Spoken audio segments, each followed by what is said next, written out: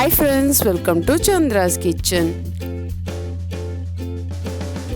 இதுவரைக்கும் சந்திராஸ் கிச்சனை சப்ஸ்கிரைப் செய்யாதவர்கள் ரெட் கலர் சப்ஸ்கிரைப் பட்டனை பிரஸ் பண்ணி சப்ஸ்கிரைப் பண்ணிக்கோங்க. கூடவே பக்கத்தில் இருக்கிற பெல் பட்டனை பிரஸ் பண்ணுங்க. எங்களுடைய அப்டேட்ஸ் உடனுக்குடன் உங்களை வந்து சேரும். இன்னைக்கு நம்மளோட நிகழ்ச்சியில் Deepavali special non veg meals part 3 தான் பார்க்க போகிறோம். இந்த நான்வெஜ் மீல்ஸ் பார்த்தீங்கன்னா ரொம்ப ஈஸியாக சீக்கிரமாக செய்யக்கூடிய ஒரு ரெசிபியாக இருக்கும். இது வந்து ரொம்ப சிம்பிளாக ஒரு எக் பிரியாணியும் கூடவே பார்த்தீங்கன்னா தயிர் கறின்னு சொல்லக்கூடிய தாஹி கோஸ்டும் தான் நம்ம செய்ய போகிறோம். இப்போ எக் பிரியாணி எப்படி செய்கிறதுன்னு பார்க்கலாம் வாங்க. எக் பிரியாணி இதுக்கு முதல்ல ஒரு பாத்திரத்தில் 1/2 ஸ்பூன் மஞ்சள் தூள் சேர்த்துக்கோங்க. உப்பு தேவையான அளவு சேர்த்து 1/2 ஸ்பூன் மிளகுத்தூள் சேர்த்துக்கோங்க.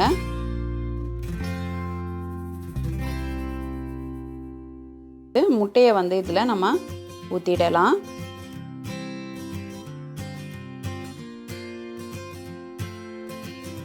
இப்போ இந்த 5 முட்டையும் நான் நல்லா கலந்துட்டேன். இதுக்கு அடுத்தது நம்ம ஒரு இட்லி பாத்திரம் வச்சு, இல்லைனா இந்த கிண்ணத்தை கூட நீங்கள் அப்படியே வச்சிடலாம். கிண்ணம் வைக்கும் போது வந்து கொஞ்சம் நேரம் ஆகும், அதனால் நான் இட்லி பாத்திரத்துலேயே இதை வந்து நான் ஊற்றிடுறேன். இது வந்து ஒரு 5 நிமிஷத்துலேயே வந்து பார்த்திங்கன்னா சீக்கிரமாக குக் ஆகிடும். இப்போ இந்த முட்டையை வந்து நம்ம வேக வச்சிடலாம். இப்போ இது வந்து வெந்துடுச்சு. இப்போ இது கொஞ்சம் ஆறட்டும், நம்ம அடுத்தது பிரியாணி செய்ய ஆரம்பிச்சிடலாம். இப்போ நம்ம ஒரு பாத்திரம் வச்சு 1 ஸ்பூன் நெய் விட்டுக்கலாம். அடுத்தது 4 ஸ்பூன் எண்ணெய் ஊற்றிக்கலாம். இப்போ காஞ்ச உடனே நம்ம பிரிஞ்சி இலை, பட்டை, சோம்பு எல்லாத்தையுமே சேர்த்துடலாம். இது எல்லாத்தையுமே வந்து நல்லா வதக்கிடுங்க.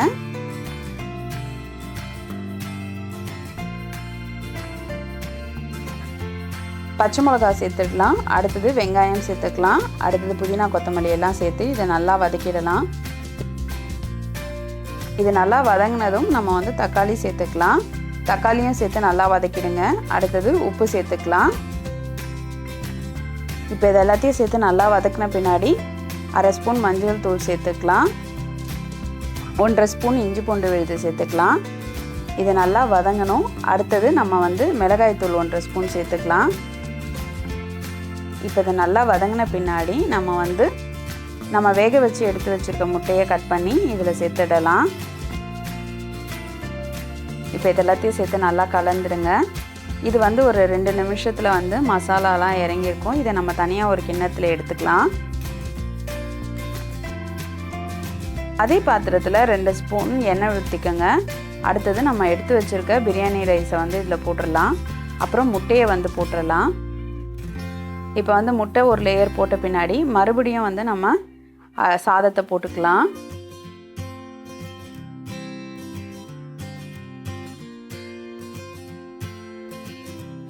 இப்போ சாதம் போட்டுட்டு மறுபடியும் வந்து நம்ம இந்த முட்டையை வந்து ஒரு லேயர் போட்டுக்கலாம்.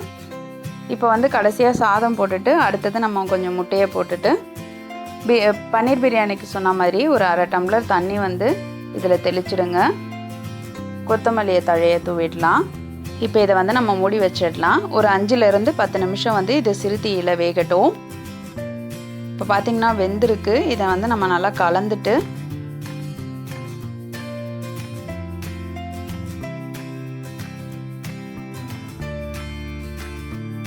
அடுத்தது இதை இன்னும் ஒரு 5 நிமிஷம் வந்து இதை மூடி வச்சிடலாம். இப்போ வந்து நம்மளுடைய எக் பிரியாணி வந்து ரெடி ஆகிடுச்சு. ரொம்ப சூப்பராக நல்லா உதிராக வந்திருக்கு. நீங்களும் இந்த எக் பிரியாணியும் உங்கள் வீட்டில் ட்ரை பண்ணி பாருங்கள். இப்போ நம்மளுடைய எக் பிரியாணி ரெடி ஆகிடுச்சு. அடுத்ததான் நம்ம தாஹி கோஸ்ட்னு சொல்லக்கூடிய தயிர் கறி எப்படி செய்கிறதுன்னு பார்க்கலாம்.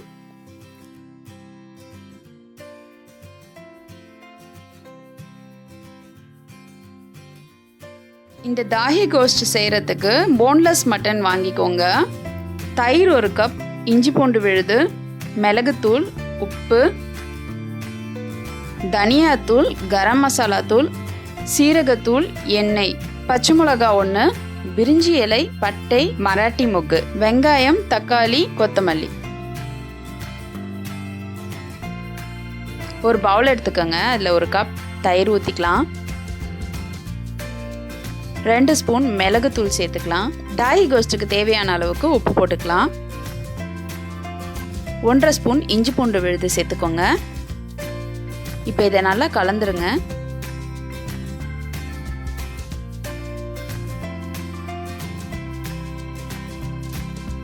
நறுக்கி வச்சுருக்க பச்சை மிளகாவை இதில் சேர்த்துக்கலாம். இப்போ இதை நல்லா கலந்துட்டு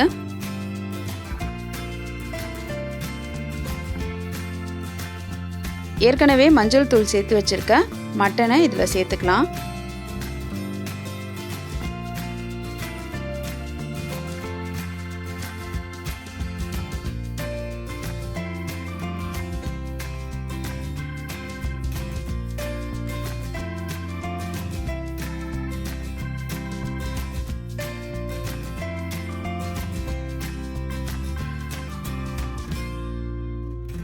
இதை நல்லா கலந்துக்கலாம். ஒரு 1/2 hour இதை அப்படியே நம்ம வச்சிடலாம்.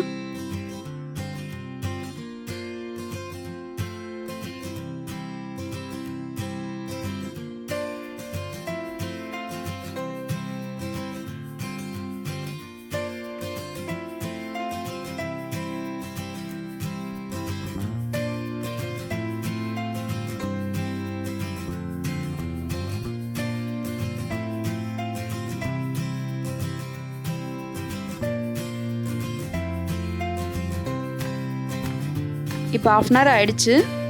இப்போ இதை நல்லா கலந்துருங்க.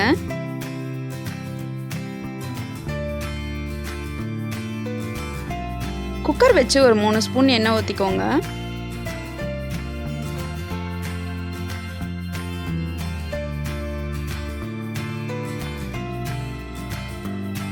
பிரிஞ்சி இலை, பட்டை, மராட்டி மொக்கு இது 3த்தையும் சேர்த்து நல்லா கலந்து விடுங்க.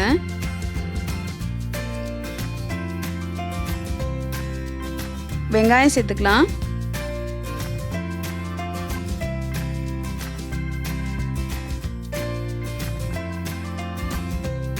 இப்போ வெங்காயத்தை நல்லா வதக்கிடலாம்.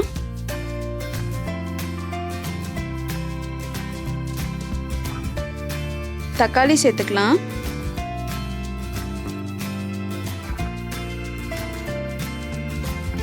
இப்போ இதையும் நல்லா வதக்கிக்கலாம்.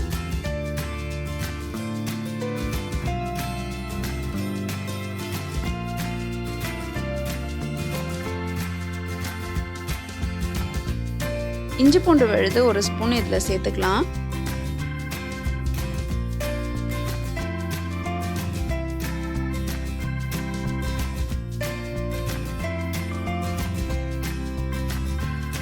இப்போ இந்த வெங்காயம் தக்காளி எல்லாம் நல்லா வதங்கிடுச்சு.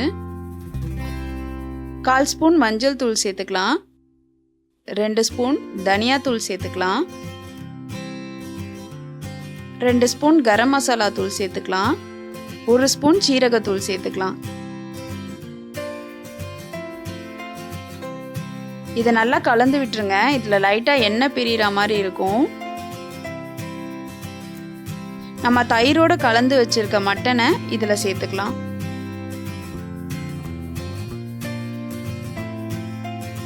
இப்போ இதை நல்லா கலந்து விட்டுக்கலாம்.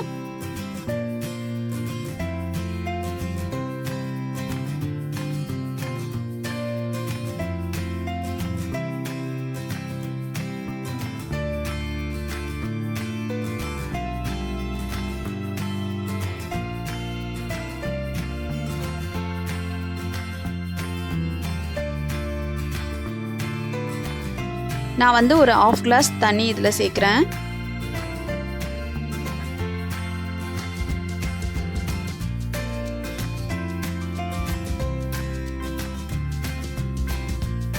இப்போ நம்ம குக்கரை மூடிடலாம். மட்டனை நல்லா வேக வைக்கணும். இப்போ நான் ஒரு 3 விசில் வச்சுருக்கேன். ப்ரெஷர் அடங்கினதும் இதை நம்ம ஓப்பன் பண்ணிடலாம். இது பார்த்திங்கன்னா நல்லா சேர்ந்து திக்காக கிரேவி மாதிரி வந்திருக்கு. இப்போ இதை நல்லா கலந்து விடுங்க.